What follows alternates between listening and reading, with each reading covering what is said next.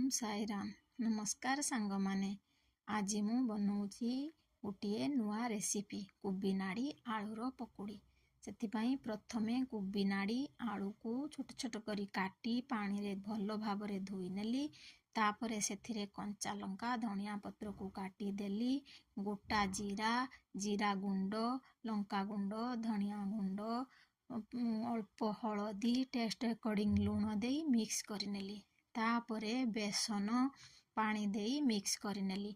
मु तो यहाँ कोबी नाड़ी कहे सांग माने। आपण माने कौन कहती कमेंट रे निहाती जनइबे। कोबी नाड़ी रे आउ कौन कौन रेसिपी आपण माने बनई कमेंट रे निहाती जनइबे। मु तो कोबी नाड़ी रे बहुत प्रकार रेसिपी बनई जेमिति कि बहुत प्रकार सब्जी बनई। आज किंतु पकोड़ी बनाऊँगी।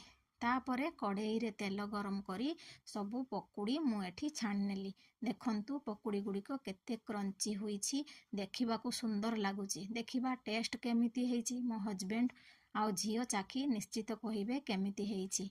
तापरे एठी मु चा करिनेली।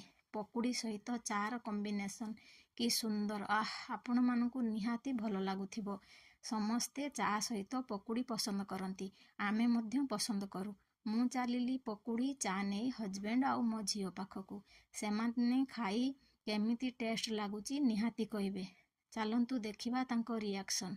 देखंतु सेमानंकू तो बहुत पसंद आसिला। आपण मानकू केमिति लागिला कमेंट रे निहाती जणइबे।